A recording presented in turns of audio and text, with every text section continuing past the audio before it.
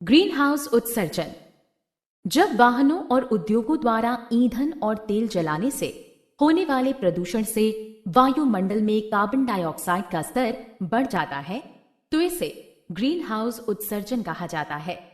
इससे global warming हो सकती है और इस प्रकार हमारा जीवन खतरे में पड़ सकता है। तापमान में होने वाले इस वृद्धि से पहाड़ों और हिम नदों में बर्फ और हिम पिघल जाती है। यह पानी बहकर नदियों और फिर समुद्र में पहुंचता है। इस प्रकार जल स्तर में वृद्धि होती है और इसलिए आसपास के क्षेत्रों में बाढ़ आती है। इस प्रकार के जलवायु परिवर्तन का सजीव प्राणियों पर कठोर प्रभाव पड़ सकता है और यहाँ तक कि कुछ प्रजातियां विलुप्त हो सकती हैं। वायुमंडल और इसकी संरचना। वायुमंडल पृथ्वी के चारों ओर पृथ्वी की गुरुत्वाकर्षण शक्ति द्वारा पकड़ रखी गई वायु की परत है। वायुमंडल की कई परतें हैं। क्षोभमंडल, इसका विस्तार पृथ्वी की सतह से 13 किलोमीटर तक है और इसमें वह वायु होती है जिसमें हम सांस लेते हैं। इसमें ही बादल और मौसम की परिघटना होती है, जैसे कि वर्षा, कोहरा और ओलावर्षण इसी में होता है। समताप मंडल, इसका विस्तार 50 किलोमीटर तक है और इसमें लगभग कोई बादल या संबंधित मौसम की घटनाएं नहीं होती हैं।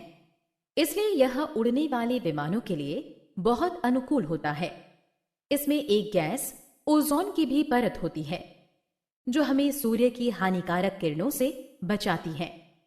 मध्य मंडल, इसका विस्तार 80 किलोमीटर तक है।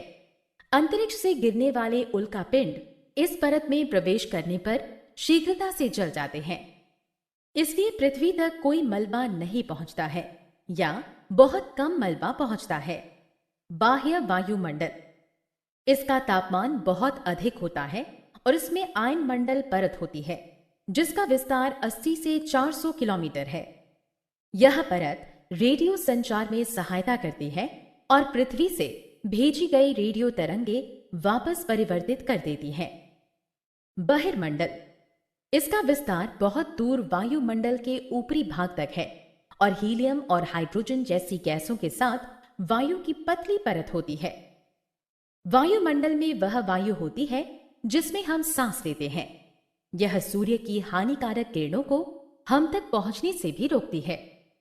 यह पृथ्वी पर तापमान नियंत्रित रखने में सहायता करता है, जिससे सभी सजीव प्रणाली रात में ठंड से जमते नहीं हैं या दिन के दौरान ताप से जलते नहीं हैं। वायु गर्म हो जाने पर फैलती है और हल्की होकर ऊपर उठती है। गर्म वायु उठने पर आसपास के समुद्री क्षेत्रों से ठंडी वायु इसका स्थान लेने के लिए आती है। ऐसा इसलिए है क्योंकि ठंडी वायु सघन और भारी होती है और इसलिए नीचे बैठती है। इस तरह हर समय वायु परिसंचरण होता है।